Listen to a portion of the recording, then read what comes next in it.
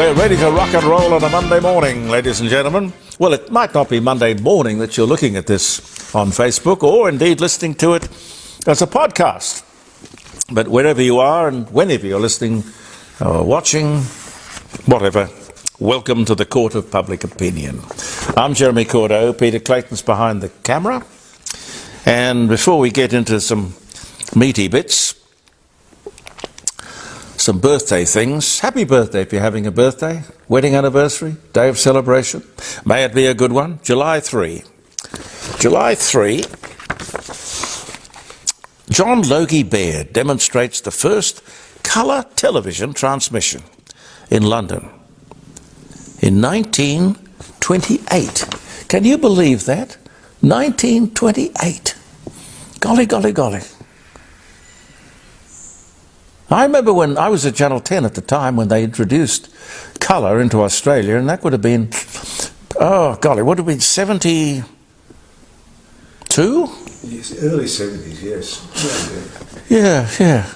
And they used to sort of, whoever was around the place, sit him or her down, and they'd do sort of colour checks and play around with colour cameras. Wonderful experimental days of television.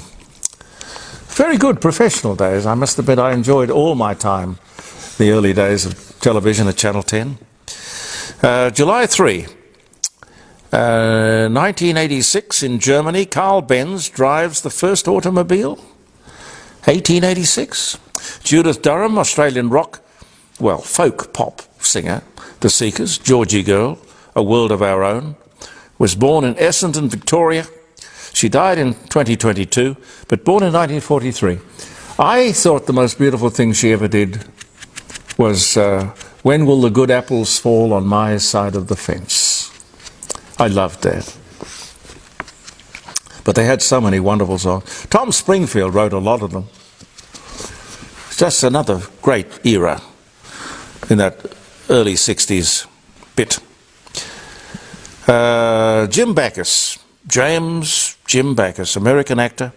He was Mr. Magoo, brilliantly.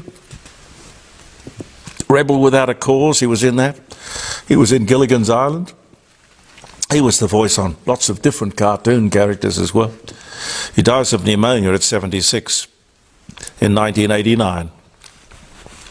Tom Cruise, American actor, Risky Business. Jerry Maguire, Rain Man, born Syracuse, New York in 1962. I heard something the other night on the BBC where he is, because he does all his own stunts, and if he doesn't have a death wish, it certainly looks like it, he is preparing to perform the most dangerous stunt.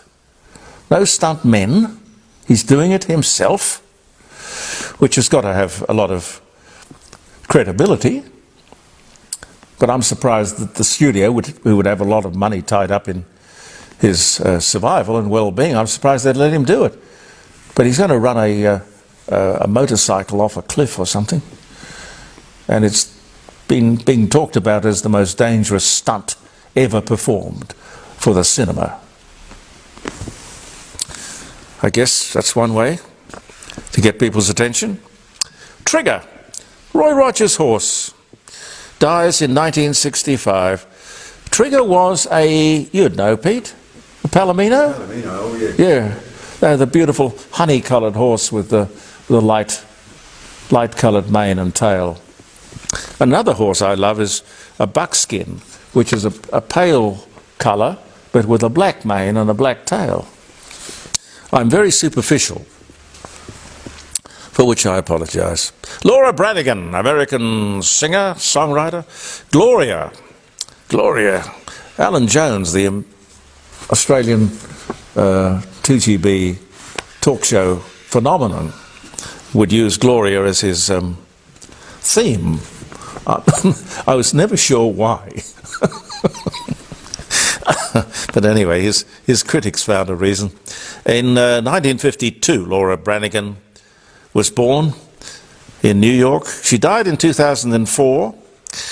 Julian Assange, Australian founder of WikiLeaks, was born in Townsville in Queensland in 1971, still in the slammer, but they are trying to get him out. The movie Batman set the record for the quickest $100 million box office return ever. 10 days it took, just 10 days to make $100 million. 1989. No doubt about it, if you got a hot movie, you can make a lot of money. But gee whiz, I think I saw somewhere that only 10% of the movies they make, I'm talking about big time movies, I'm not talking about small stuff, 10% of movies that come out of, say, Hollywood make money. The rest lose money. So it's a kind of a percentage game, I suppose, that these people play. The Adelaide Crows. Hey, Pete. The Adelaide Crows, Australian rules football coach, oh dear, Phil Walsh. He's murdered by his son, Cy, in his Somerton Park home. 2015. Dear, oh dear, what a tragedy. What a tragedy. You're not a Crows fan, though, are you? You're a Port Adelaide, yeah. Rudy Valley, American singer. He dies at 84. 1986. I remember talking to Rudy Valley. It was so, you know, oh dear. I remember, it stands out in my mind because he was so flat when I talked to him, just absolutely flat. And I said, "What's wrong? You sound so down. What's the matter?" And he said, I'm not happy with life. I'm depressed. I've been depressed for years. And I felt so sorry for him, you know. Anyway, I mean, that's the problem with stardom, because you have these moments when you're up there, and I guess you have peaks and you have troughs. And if you've got the sort of personality that maybe draws you to that business, you might be more vulnerable than most to mood swings and problems like that. The Pony Express arrives in San Francisco with overland letters from New York. 1861. Through rain and hail and sleet and Indians and illness, God knows what, these kids on horses would ride from way station to way station, pick up a new horse, and away they'd go again. It only existed for 18 months, but it's part of the legend of the Old West. The Pony Express. Golly. Some of the things, ladies and gentlemen, for which we remember the day. We were talking about Australian made the other day. Just why, I don't remember exactly the story, but why Australian-made pork, for example, only contains 2 to 20%. 2 to 20% of Australian-made anything. And that's according to the packaging, and that includes the packaging. Now, thanks to the encyclopedia, you wonderful people who know everything about everything, I want to tell you about a couple of apps that you should look at and put on your phone. Now, one of them, and it's very easy to do, I'll reach over with my broken ribs and get my phone. It's very easy to do. Even the Luddite that I am, I can do it. Now, one of them is called Better Buy Australian, and that's what it looks like. That's what you get when you press the button for the Better Buy Australian app. And if you just hit the read about button, it says, for too long, there's been a focus on Australian-made products with less emphasis on Australian-owned products. Purchasing Australian-made products doesn't guarantee that the profits generated from the purchase stay in Australia, nor does it mean that taxes on those profits flow back into the Australian economy. Anyway, it goes on to give you a very good outline of what they do. It's a little scanning device, and it works from your camera on your smartphone. So whatever the product is that you're buying, it could be a cleaning product, it could be a thing of bacon, breakfast food, coffee, anything.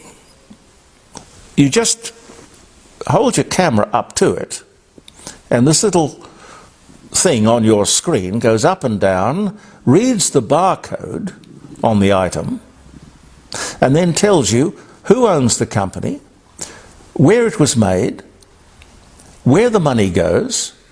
It's very, very clever, and it was an Adelaide guy who put that together. So go to the App Store and get that, because in the supermarket you can amuse yourself having a little look. Well, it's going to be like, you know, trying to find the impossible dream, isn't it? Because you won't find terribly many truly Australian-made products. But it's best that we know about it, because at that particular point we can get angry about it. And then shortly after that we can do something about that. That's the Better Buy Australian app. Then there's another one which is called Send, Snap, Solve. If I go back in here to Send, Snap and Solve, that's what it looks like. And this one, if you come across anything, a crime scene, you come across a graffitied wall, somebody has, well, basically broken the law. Somebody has made a nuisance of himself, a public nuisance of himself. Now that Send, Snap and Solve app immediately sends that off to a point where something can be done. They can recognize, apparently graffiti work, I won't call it art, vandalism is instantly recognizable from a library of similar work, so they know who has done it. Anyway, those two apps, I really thoroughly commend them to you. The smartphone is indeed, ladies and gentlemen, very smart. Very, very smart. There's a 50% chance, you know, that Australia is going to head into a recession. Certainly the economy is slowing down, there's no denying that. So too is inflation, and that's good, as we talked about the other day. I think it was Thursday or Friday. Let's hope that it's not too little too late. But having said that, what the government is obsessed with is not what it should be obsessed with. And I think quite reasonably we can be critical of the emphasis that they're placing on this voice. Not only the emphasis, but the time. Waste of political capital and political energy and public money. They're now saying that the all-up cost for the referendum, by the way, is going to be $400 million. $400 million.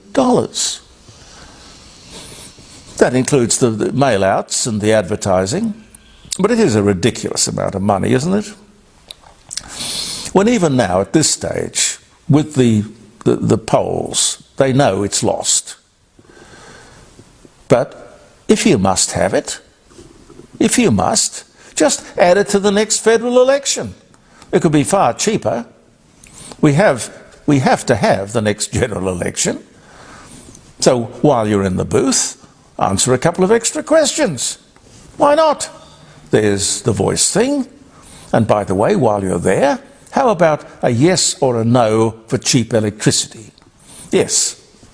Yes, atomic power. Really cheap power.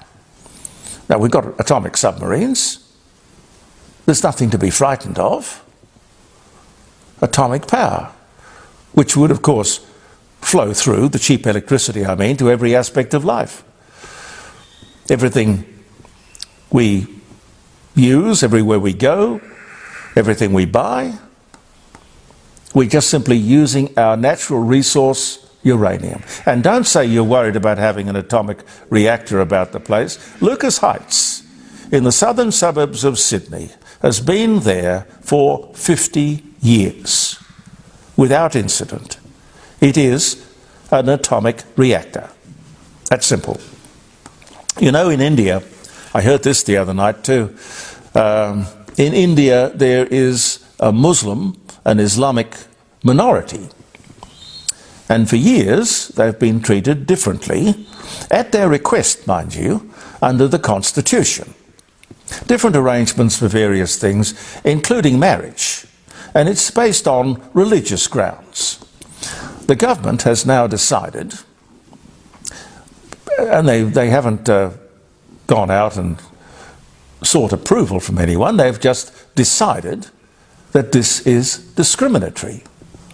All people, they say, will be treated the same, regardless of religion or caste, and that is very good. It is very good. It is democracy, and that is one hell of a big democracy. You can't have people being treated differently. Can you imagine if the Muslims in India decided that they wanted to have a voice to advise the Parliament of India? I tell you what, they'd get pretty short shrift. The largest democracy in the world certainly has a better handle on things, perhaps, than we do. Julie Collins, if I can take one more moment of your time. Julie Collins is the Federal Housing Minister. I saw her on the Insiders, and she came across very well, very good on her feet. But through it all, when it comes to the housing shortage, and there's no denying that there's a problem, the government and the Greens are more interested in playing politics than they are in helping people. Their job is to help people. They would have to, well, they felt they had to come up with something, and what they did was capping rents. Let's cap rents. It sounds superficially like a really good idea. Well, if you do that, are you going to cap the rates and the taxes and the property taxes and all the other expenses associated with owning a property, an investment property? They never mentioned that. They can't be so naive, can they? Make it less attractive to invest in rental properties and you will end up with fewer rental properties. It's pretty simple. Why don't you go the other way? Go the other way. Offer an incentive. Give people a tax break on every rental property they bring to the market. It's a bit complicated because, of course, property tax is a state tax and the rates and taxes are a municipal tax, but they could work out an income tax benefit for people with a rental property. Now, unlike the Prime Minister, I don't have any axe to grind here. I do not have any rental properties. But I'm sure with a bit of lateral thinking, a lot can be done to provide more housing where it's needed. Ladies and gentlemen, thank you for viewing the Court of Public Opinion or listening to us as a podcast, wherever you are. I'm Jeremy Cordo. Peter Clayton and I will be back tomorrow. Believe in yourself, and goodbye for now.